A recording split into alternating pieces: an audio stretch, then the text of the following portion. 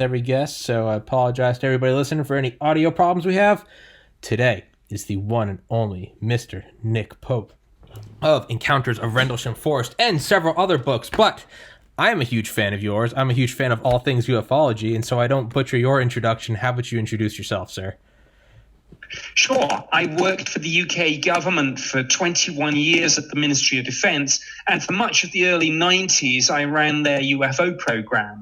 So my job was to research and investigate the phenomenon and the sightings, and to judge whether there was evidence of anything of defense significance or more general scientific interest. Simply put, because we were doing it within the Ministry of Defence, was there evidence of a threat to the UK? Yeah, and I think that is what I like the most about your book, is how you bring up, I believe Lord Hill Norton, who is like, we have one of two possibilities.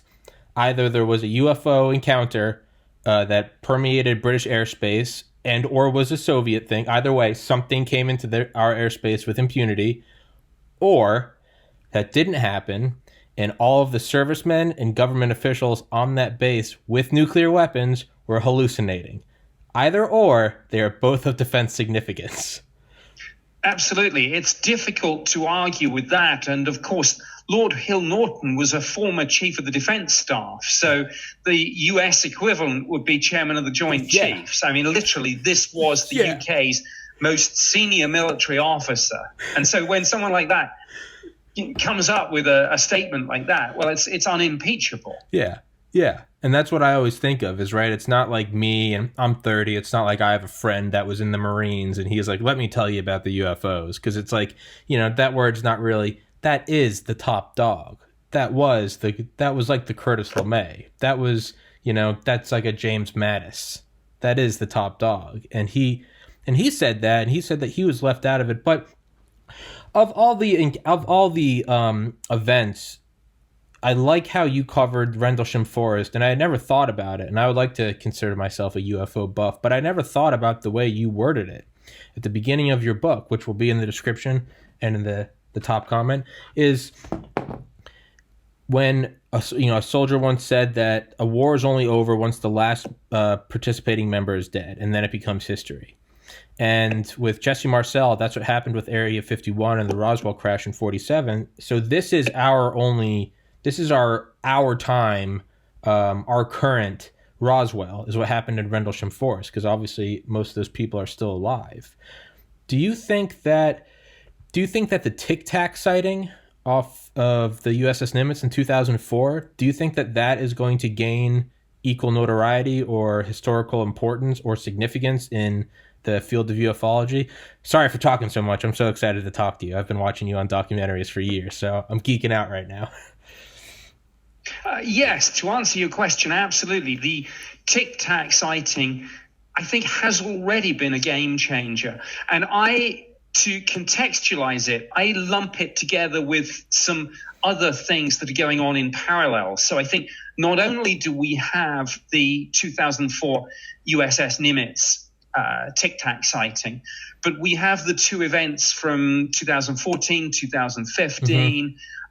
So we have three videos, and just in case anyone's in any doubt, you can go to the Department of Defense website, and they've posted them, and they have said these are genuine US Navy videos, forward-looking infrared camera.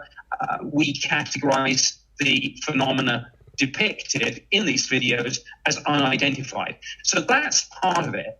But in parallel, of course, we've had the revelations about the Pentagon's ATIP program, Advanced Aerospace Threat Identification Program.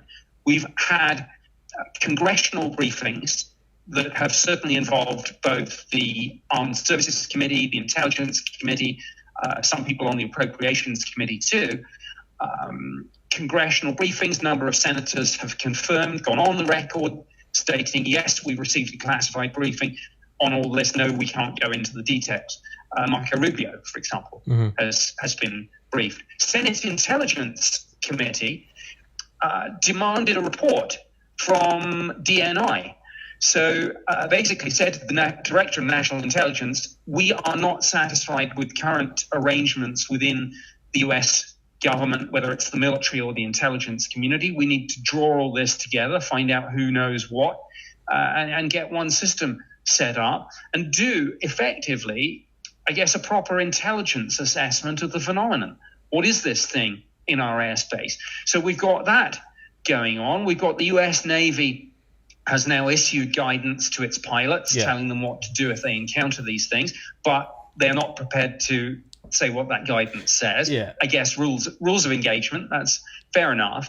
And the final piece of that particular puzzle, of course, is that in parallel, the Pentagon has set up this unidentified aerial phenomena task force, partly to meet the remit of the Senate Intelligence Committee, but partly more generally because these sightings, of course, are going on. I mean, the three videos, Tic Tac and the other ones, this is not an isolated incident. This is part of an ongoing series of incursions into restricted U.S. airspace, whether it's around our multi-billion-dollar aircraft carriers or whether it's around fixed installations on the continental United States. But this is going on, and we need to find out what's happening. Is it Russia? Is it China? Or is it something else? We need to know. Yeah. And it's kind of like Lord Hill Norton, right? It's like whatever the explanation is it's fantastic, right? Is this the equivalent of seeing the stealth fighter in 79? And it's like, what in the world is that? Is this the B-2 flying in like 90? Is this what we're seeing? Is this just the U.S. government really flexing how far ahead they are? Maybe, I don't know, China getting a little throwing its elbows around. Maybe we want to zip around in some hypersonic Tic Tac, show them what's up. Or is this a Chinese or Soviet craft? Or is this extraterrestrial? Regardless of what it is, it's insane because it's happening. And so do you think that we're moving any closer to some sort of, I mean, and I know it's, as you say in your book, it's the holy grail, right? Disclosure with a capital D. The president comes on and says, hey, we got these, sorry, aliens are real. Let's move into the intergalactic civilization with 0 point energy. It's all, milk and honey. Or is this just going to continue to be this sort of stumbling and it's going to happen whenever it happens? What do you think? I think the question of disclosure, of course, turns on what indeed there is to disclose. And now, if, as some believe in the UFO community, there is literally a spaceship in a hangar somewhere, then I guess the president could do that great speech that people fantasize about. My fellow Americans, people of the world, we're not alone. Obviously, probably no legal or constitutional difficulty with that. There might be some issues if it transpires that the unstated postscript to that statement is, and by the way, we've known about it since 1947 and we just haven't told you. So sorry. But, setting that aside, it's interesting. And literally in the last few weeks, there have been some hints dropped. I want to go back actually to something Marco Rubio said, which is very interesting. He said, and it picks up your point about, is this our own tech? Is it Russia? Is it China?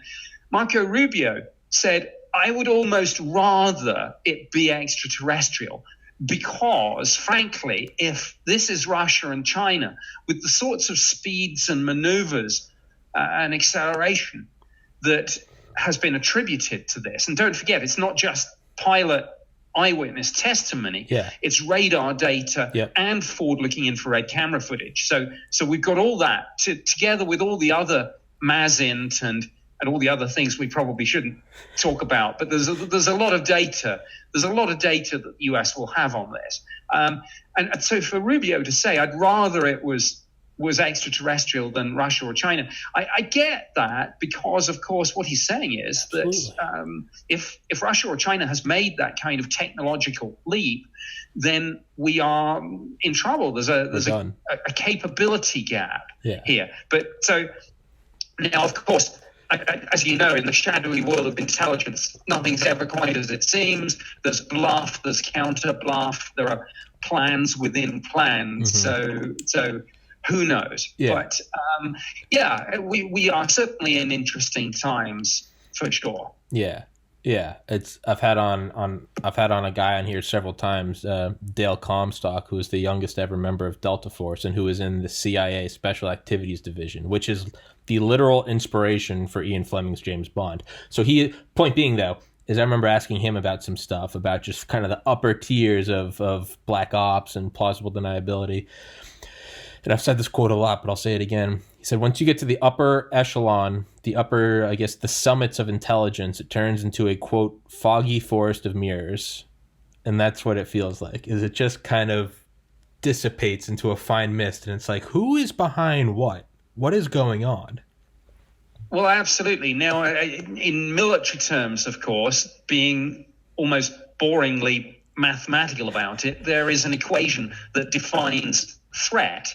And one always says that threat is a product of capability times intent.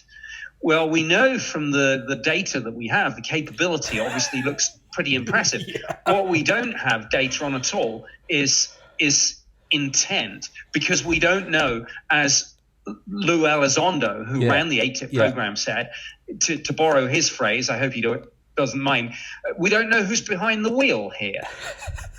Yeah, I hadn't thought about that, right? But so we have this situation where we know the capability is good, but we don't know what the intent is. Therefore, in our threat equation, we can't say whether there is or isn't a threat. And in those circumstances, it's better to assume there's a threat and be relieved when it doesn't materialize than the other way around. But one more point that I had meant to make. Sure. We've seen in the last couple of weeks some hints, not just from senators, but even from President Trump and from former President Obama. President Trump has given several interviews where this subject has come up. He said in relation to one of the Navy videos, he said, well, our very fine pilots see these things, and there seems to be something a little bit different this time, and we're watching. Then he went on in a later interview to say, and I think this was one with Reuters, he said that's one hell of a video, and who knows, it may be real. And then in a Father's Day interview with Donald Jr., he when his son basically said, come on, what do you know about this? And he said, well, I know a few things, and as to whether I declassify any of this, we'll have to wait and see. As I speak to you today, literally last night, former President Barack Obama was on talking to Stephen Colbert on The Late Show. Okay. And of course, this subject came up, as it does now increasingly. And President Obama said, Colbert said, did you ask about UFOs? In response to a discussion about how difficult it was to get information out of the system sometime. Yeah. And he said, I asked. And Colbert said, well, what did they say? And Obama said, I can't tell you. And so Colbert said, well, wait a minute. If there was nothing, you would have said to me, well, there's nothing. But you giving me that answer is all the answer I need. Yeah. So we are in, like I say, interesting times when even presidents are dropping these heavy hints now. Yeah. Again, it's sort of that Lord Hill Norton phenomena, if you will, right? I guess we can coin that as a phenomenon. When someone of unimpeachable status says something, again, it's not me on my podcast ranting about UFOs with an American flag, right? It's when the president says, I can't tell you, or when Trump says, maybe I'll declassify it. That's right. Harry Truman, flying saucers, given that they exist, are not constructed by any power on Earth. Jimmy Carter, I know UFOs are real. I've seen one. Right? It starts to get a little because there's one, right? The mind, it can go cognitive dissonance, right? You can go, well, he just doesn't know what he's talking about. Stupid Republican, stupid Democrat, right? But if you're not going to take them at their word, then you can't really take anyone at their word. Because if they're not good enough for a source, then who is, right? Well, absolutely. And then people want it both ways. Yeah. If they had turned around and said, no, honestly, there's nothing to this. He's lying. People would have said, oh yeah, they're debunking it. Yeah. And then when they kind of drop a hint like this, they say, oh, well, they must have been joking. Well, Look at the body language, look at the facial expression, examine the words that were said, and it's not a Republican or a Democrat issue. I've spoken to people, political figures on both sides of the divide here. I mean, it's not Republican or Democrat. Every now and then, someone will maybe take up the baton, but this is right across the party line, and rightly so. Yeah.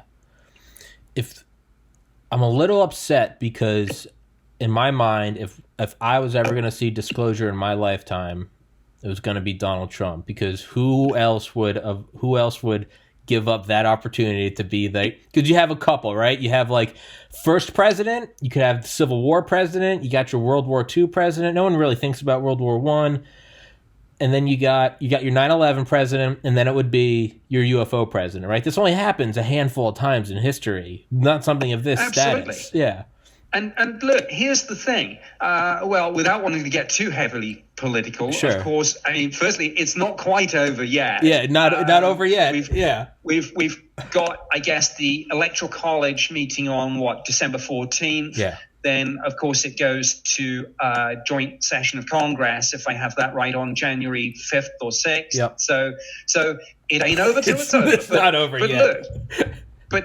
Look, even if it is over for President Trump, and well, of course, firstly, he may come back in 2024. But look, let's suppose he doesn't. Sure. Let's suppose he doesn't. It's the perfect time. Yeah. An outgoing president with what? As I speak to you now, it's almost literally 7 weeks till January 20th. Yeah. That would be the time to do it. And it would be two things. Firstly, as you say, it would be the ultimate legacy cementing disclosure. Done. But second, if he felt like being a little bit mischievous, as he probably would be, to say the least, it would kind of be the ultimate monkey wrench, wouldn't it be, for the incoming Biden presidency? Yeah. So actually, Donald Trump would be the perfect disclosure president in those last few weeks, because what's the comeback going to be? You're right. We are. Yeah, right. It's the middle finger. It's the throwing the match behind you as you walk out the door. And if anyone would do it, it would be him. Absolutely. And just, it might be the my fellow Americans, people of the world, or it might just be a late night It'll be a tweet. It'll be a 3 a.m. tweet. It'll be just left Area 51, beautiful researchers, zero point energy field technology, greatest thing ever, America amongst the stars, Trump Hotel on Proxima Centauri. But you know what he'll do? He'll leave it and he'll be like, corrupt slimy defense contractors didn't want the people to have a new age of technology. Sad. I was the only president. Or he'll do it as a final distraction to get back in. But because I could talk about this for hours, as I do almost every day. But I only have you for a limited time, so I'll veer back in. Or actually no, I don't want to veer back in, because it got me thinking. It's not over yet, and if anything, as the window closes, the probability increases, right? If it would have happened, it would happen. I think so. Yeah, it's and if not, well, let's look ahead and ask what a Biden presidency would bring. And one thing a Biden presidency would bring is obviously Kamala Harris as VP. And she, of course, sits on the Senate Intelligence Committee, who, as we know, got the briefing on Tic Tac and the other Navy sightings, and presumably the ATIP program more generally. So one would maybe expect that she's either had the briefing or will be getting the briefing. Biden, assuming there is indeed something to disclose, would be getting the briefing. I think literally today he got the President's Daily Brief for the first time, copied on. So, we ask these questions, and I say it's not necessarily a Republican or a Democrat issue. Anyone could do it if it's there. The problem The problem, of course, is what if it isn't? What if it's just a little bit more nebulous? Like, yeah, there's something in our airspace, but we don't know what it is. There isn't a spaceship in a hangar. We don't have crashed spaceships at Area 51 or anywhere. And in those circumstances, there isn't really anything tangible to disclose, except, there's something, but we don't know what. And my goodness, I think we can all agree, governments don't like to say we don't know. Yeah. Do you? Because I've thought about that a lot. I think about like the 1952 sighting over in July of 52 over DC, right? All the flying saucers, the like 12 or 7 or 12 discs or whatever it was. Even if it's not ours, and even if we don't have a tangible craft in a hangar somewhere, a la Bob Lazar, it would make sense from a defense standpoint, from a, I guess, fake it till you make it standpoint, to say, don't say that those aren't ours, because that makes you look weak, because then what is that? That is something that is in our airspace with impunity. But 2, if you don't recognize it officially, everyone, myself included, as you and I are right now, is that just a U.S. black project that has some weight, right? You can use it as your own. This is mine. I can't tell you what it is, but this is ours, right? That makes you look powerful. It does. And one of the big unasked questions in all of this is, how is this playing out in Moscow and Beijing? And of course, it is playing out in Moscow and Beijing. I mean, they have been following, obviously, these events. You could not miss Armed Services Committee involvement, Intelligence Committee involvement, the videos, the UAP task force. So the political leadership in Russia and China is obviously going to be turning to the service chiefs and the intelligence chiefs and asking, what the heck's going on in the United States? And that's why I say, in the shadow world of intelligence, are they putting that material out to send a message to Russia and China? Hey, we've got this stuff. We hear a lot about hypersonic missiles, AI-controlled drone swarms, the militarization of space. Is all of this just part of that puzzle? And is the UFO community kind of caught up in it almost as a pawn in the chess game? Or is something else going on? We don't have the answers to those questions yet. Yeah, I would bet that I am being caught up, that I am whatever, just because here I am above a garage doing a podcast with a webcam. I think that there's no way I have the briefing. So whatever I think, I can only assume that it's probably false. Because whatever I know is what the enemy knows, because it's what I get through public, dissemination. So I can only imagine that I have a flawed or completely incorrect idea of what's going on. It's 2:27. I said I'd let you go at 2:30. I would love to keep talking to you if you want to keep going. I'm happy to. Let's keep going as we're on a little bit of a roll here, and let me maybe pick up that point, because it's an important one. I think when people lobby for disclosure, as they do, and they say, "Oh, the American people have a right to know," and I absolutely get that, and generally speaking, they do. But obviously, on intelligence matters, and then when we get into matters that are classified, whatever we're talking about, whether it's UFOs or anything, whether it's nuclear weapons, once you tell the American people, the American people have a right to know, you're also telling the Russian, the Chinese, the Iranian, the North Korean leadership. So you need to be careful with this. And this came up. This actually arose with those 3 videos, because there was a Freedom of Information Act request that I think went to Naval Systems Command, as I recall. And they said, yes, we do have more information pertaining to those 3 videos, including a top secret briefing slide. But obviously we're not going to, and that's probably the slide that was used to brief POTUS and to brief the Intelligence Committee, the Armed Services Committee. Anyway, be that as it may, the point is, as you know, the definition of top secret information, if I have it right, is information the disclosure of which would cause catastrophic damage to the national security of the United States. And that's not a road that we want to go down. It's whether it's UFOs, whether it's whatever it is. Sure. What do you think it is? Because again, my opinions are just me just yelling in front of a camera, right? Happen to have a microphone and a laptop.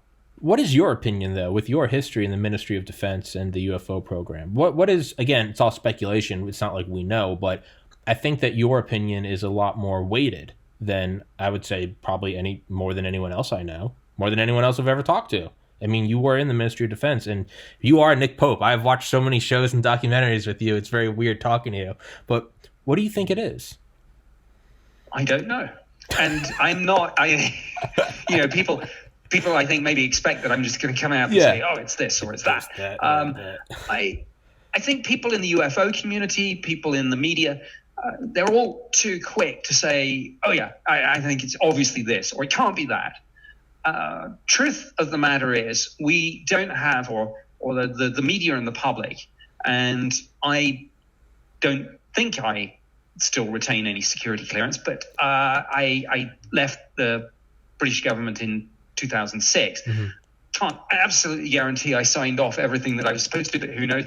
So, but look, the point is, those of us who've looked at this from within government, the phenomenon, whatever it may be, we are not afraid to say from time to time we don't know. Mm-hmm. And I think all too often I see people in the UFO community blurring the lines between what they know and what they think.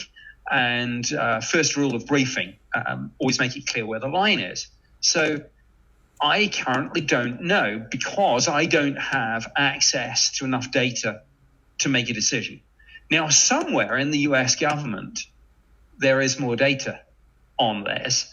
And when the DOD say our current position is that these three videos, the phenomenon more generally, remain unidentified, and that is their official line, and you see it on their website. That's not the question. The question is, okay, but what is your best current assessment? Because look, you don't go in to brief the president or a congressional committee with a position that says we don't know. And you go back to what you probably do is you probably use, I think they still use it, that old CIA paper on the, what is it called? The order of estimative probabilities. So, and it dates back, I think, to Vietnam. There was a briefing and everyone came out of the briefing with a different view on what the likelihoods were, because people were throwing around these words like, well, we think it's pretty likely that the Viet Cong have this, or it's probable that they have that, or we don't think. But somebody said afterwards, well, did that mean, does probable mean like greater than 50%? Or does it mean 90%? Yeah. What intelligence have you got to underpin that assessment? Yeah.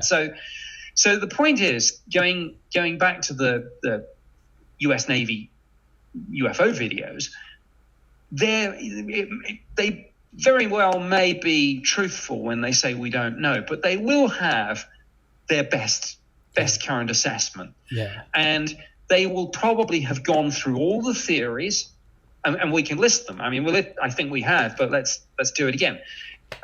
Some sort of misidentification by the pilots combined with radar glitches and forward-looking infrared camera anomalies. Unlikely on all those independent systems, including the Mark I eyeball, but there you are. It's a theory. Theory number two, it's our own Black Project Tech, United States, or an ally. UK has got some pretty smart kit out there. If you say so yourself. Absolutely. Some other nations too. Yeah. Could it be adversarial nations, Russia, China, maybe others? Could it be something that belongs to the private sector, Elon Musk, or one of these tech billionaires testing something which has inadvertently strayed into a military area? Well, multiple times, probably unlikely, but can't take it off the table. Yeah. Then you get into the theory, could it be a counterintelligence op? Could the whole thing be a constructed narrative designed to send a particular message to Russia, China, or others? And we kind of touched on that earlier with the discussion about how this might be playing out in Moscow or Beijing. And then we get into the exotic stuff. Could it be extraterrestrial? Could it be time travelers from the future? Could it be interdimensional? Could it be demonic? I mean, all those things. I've heard all those things put out there as theories. Yeah. You maybe can't completely take them off the table, but that would be the interesting question. Which of those theories have been taken off the table? Even if you don't have a definitive position, which have been absolutely eliminated, and which are high order possibilities? 60, 70, 80 more. And how does it pan out in relation to the old CIA order of estimated probability paper? Yeah. Excuse me. I hadn't thought about private sector. That would be nuts. But yeah, what I was thinking is in the Commander Fravor interview on Joe Rogan, he talks about, and he kind of says that at one point, and they don't really touch back up on it, but he was like, they later told us that, hey, we've been seeing these things come down. What is the number from 80,000 feet to sea level in 1 second? But there's one line that he says on the interview. He goes, yeah, they told us afterwards that they'd been seeing these every day for the last couple of weeks. So he says these, and that there were swarms of them. And two, they saw them every day for a couple of weeks. So it's, even Fravor is just telling us what he saw, but he's alluding to more people being aware of this that had just kept it hush. And to me, that adds a whole nother dimension to it, because it wasn't a one and done, right? Like you said, 2004, 15, 16, we got West Coast, East Coast, we're at the Go Fast, we got all these different videos of them. That kind of throws another monkey wrench into the theory. It's like, oh, this has been happening a lot, or at least relatively a lot, right? Every day for a couple weeks. I mean, that's insane. I think it is somewhere in one of the U.S. Navy spokesperson statements where there is a phrase along the lines of, and I think this was a response to the story about the U.S. Navy issuing guidance to its people about what to do if they encounter these things. But the phrase used, just from memory, was something like in response to an ongoing series of incursions. So absolutely, two things. It's not just one and done, and it's not historical. It's happening here and now. Yeah. You're right. It's not, in line with historical unidentified flying objects, except no, within the last couple of weeks, right here, right over there, where you're going to be flying today. Like, I think Fravor said that as well. He said those ones on the East Coast that looked like a cube inside of a sphere, said that's what they looked like. And their heads up to the pilots was, their message to the pilots was, hey, keep an eye open. You don't want to run into one of these things. You might crash. Like, what the hell? It's just, they're just nonchalantly throwing that out there. Like, hey, we're going to do this training. And by the way, watch out for these cubes inside of spheres.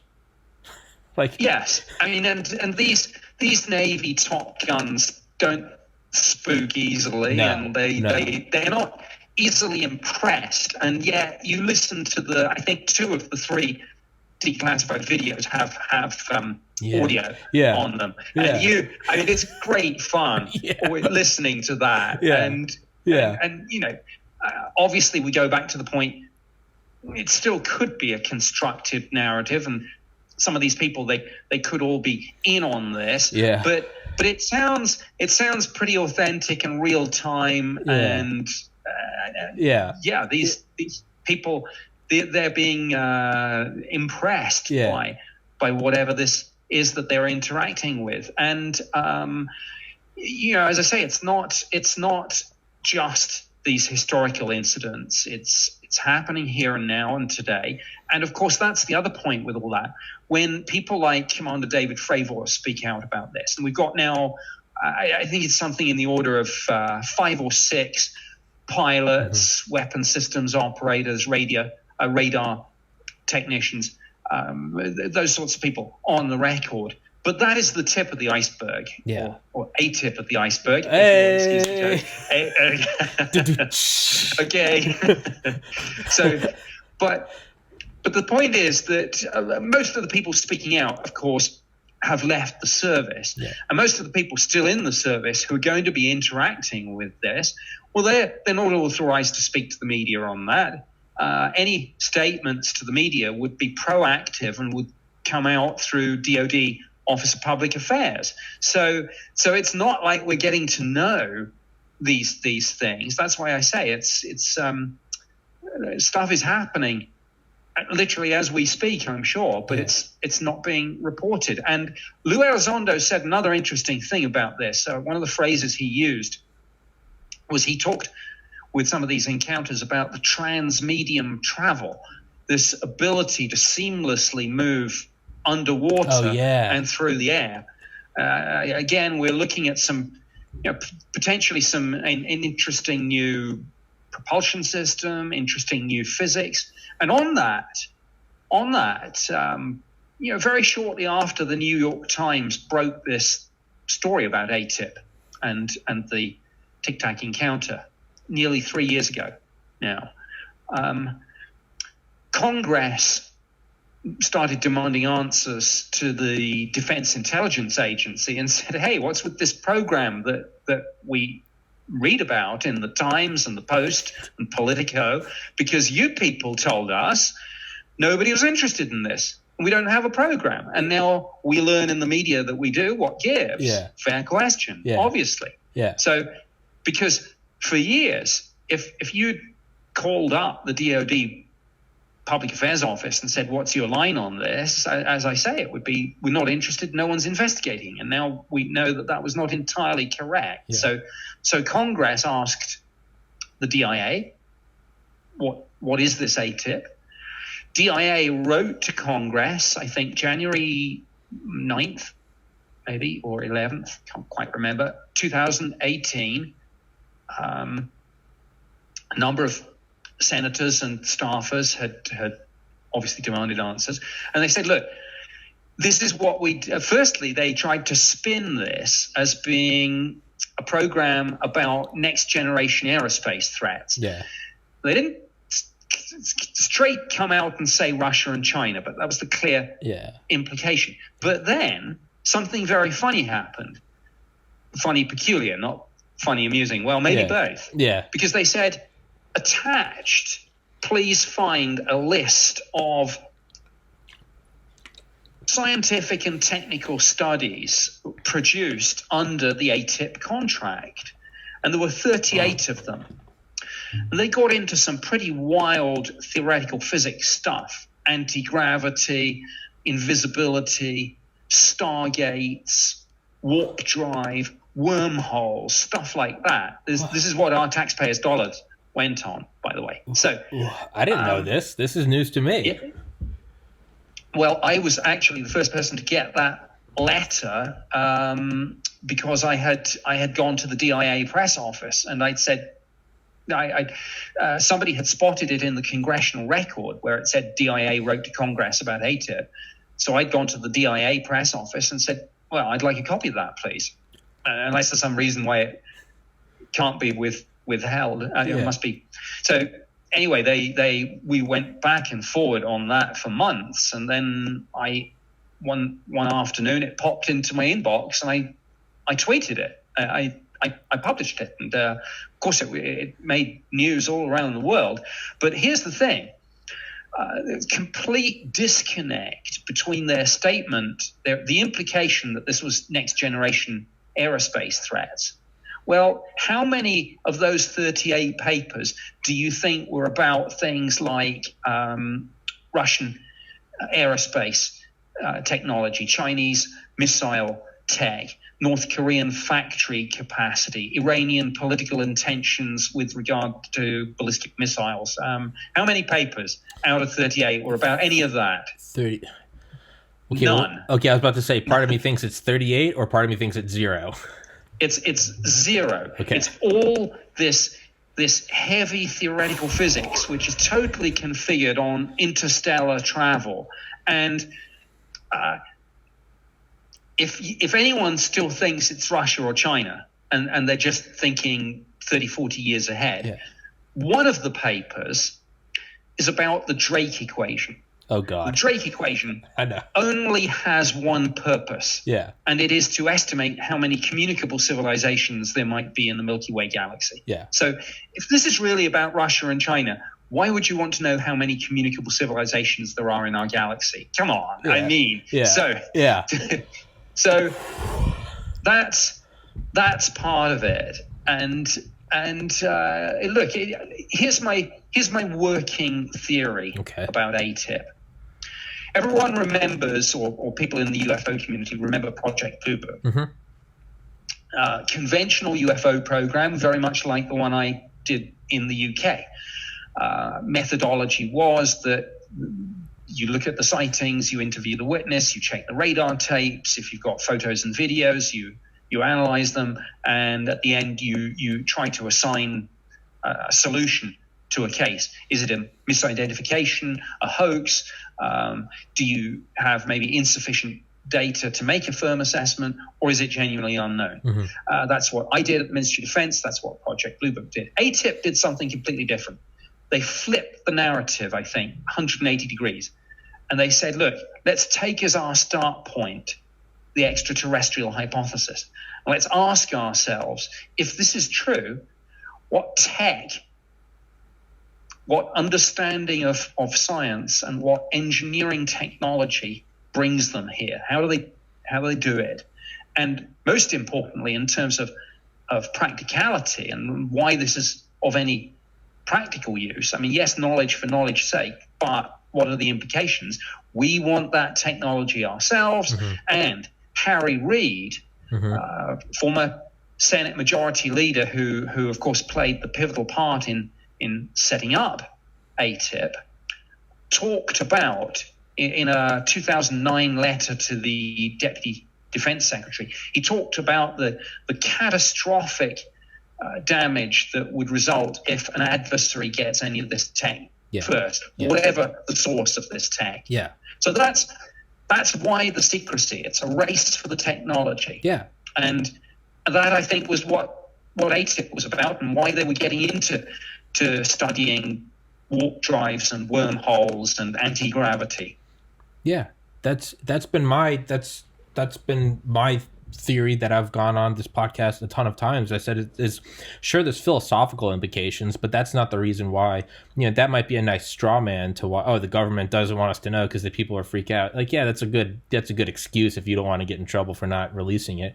But the reality of it is I mean, look at something like the Manhattan Project, or look at the Stealth Fighter, or look at the SR-71 or the U-2 or breaking the Enigma code. Like, it's all about technology. Like, we can get onto the philosophical and religious implications later, but if someone has a metamaterial that can go, Mach 10,000 and can go 0 to 10,000 instantly, above all else, that is, I mean, we are still, it's just who has the bigger club, except instead of clubs and arrows and guns, now it's space-based lasers and, intercontinental ballistic missiles with 50 megaton warheads on them. That's all it is it's who wants the biggest, best, shiniest gun. That's what it is. Yes. And let's make no mistake about it. I mean, let's look at this as government does. Yeah. In terms of being arguably the ultimate low probability, high impact scenario. Even if you think this is staggeringly unlikely, as long as it's got a non-zero probability, which it clearly has, and actually it's probably higher than that, but everyone will have their own assessment of what the figure is. But point being, it's the ultimate low probability, high impact because the nation, or maybe these days we should say nation or corporation, that first acquires this tech, whatever its source, but let's suppose it was extraterrestrial, that nation or corporation that first gets it, figures out how to back engineer it, is going to be the dominant force on planet Earth for the foreseeable future. And forever. Those are the stakes we are playing for. Yeah. And so why not be in the game? Yeah. And I was involved in about 1993 setting up an intelligence assessment of the phenomenon for the Ministry of Defence that actually took years to happen, and when it was done, it wasn't that comprehensive. But when we were setting it up in 1993, there was a throwaway line in one of the briefing documents we used, and it simply said, and it encapsulates what we've been discussing in a nutshell. It just said we could use this technology if it exists. Yeah, and that's it. Yeah, that's exactly what. Because to me, I think about how it's like right after we dropped the bombs on Hiroshima and Nagasaki. Annie Jacobson talks about this in her book, The Pentagon's Brain, about DARPA. There was a discussion. There was like a public discussion from 45 and I think through 48 about whether or not we should just go nuke the Soviets into oblivion and then go to China as well, because it was only a matter of time before someone else got it, and there would never be that quantum leap in power, because all of human history, it's going back and forth. And we were suddenly at this precipice where we could take out everyone and then it would just be America forever. It would be planet America. UFO technology is the same. It's not that you're ahead. You have a chance to you win. Yeah. You win the game. And that's why I know a lot of people around the world unfairly do down the United States. But my goodness, when you look at the United States and the United Kingdom, for example, in terms of moral leadership and standards and things like that, if that opportunity arises, we want the United States or the United Kingdom to be the nation that first acquires that technology, precisely because we wouldn't use it to wipe everyone out. Yes. Just as we, yes, they may have had that debate, but ultimately, because we are on the right side, we didn't nuke the Soviets and China. Yeah. We just said, okay, we will be guardians of this technology. We'll try not to let it get out, and if it does, which it did, we'll just have to manage that and hopefully find a balance, which we have. So that's why I think it is essential that the United States or the United Kingdom or a nation that would not use this for ill should be the ones to win the race, and why it's desperately important that that's the outcome we get. Yeah, that's I think Mike Baker, the former CIA guy that goes on Joe Rogan all the time, he said in one of his first episodes, he was like, look, he's like, I love the United States, but he's like, no, he's like, it's not perfect. He's like, there's a lot of bad things we've done and we still do. He's like, but let me tell you, from being in the intelligence world, he goes, I'd much rather have us at the top of the food chain than anyone else, because we're the least evil out there. And there's still a lot wrong. There's still a lot wrong. But man, you don't want China or the Russians. Like that's they have a history of not caring. Yeah, I think that's a great assessment of the situation. Well, look, the sound is getting a little bit crackly at my end, so maybe this would be a good time to wrap up. Okay. Anyway, I think we've covered a lot of ground here. Maybe you can clean the sound up a little with some program or the other, probably back engineered from Zeta Reticuli. Man, thank you so much for it. It's such a pleasure to have you on and talk about this, man. Thank you so much, and thank you for. Dude, you're just a cool guy to talk to. Thank you. That was awesome. I'm just gushing now. I'm a fan. Thank you so much.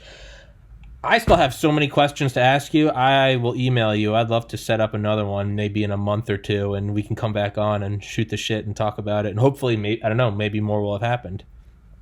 Sure, I'm sure there'll be more developments downstream. In fact, I would not be surprised if more stories broke almost literally any day now. Let's go. Fingers crossed. Let's get this party started. 2020 is already crazy enough. Screw it. Let's just have them coming in. We need a Phoenix Lights in 2020. That's what we need. We need 100,000 iPhones filming it. Yeah. Okay.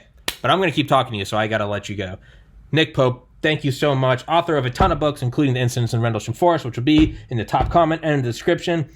Thanks so much, man. I'll shoot you an email, and thank you so much. That was a pleasure. Thank you, sir. Okay. All right. Well, have a great rest of the day. Good to talk to you. You too, sir. God bless. Okay.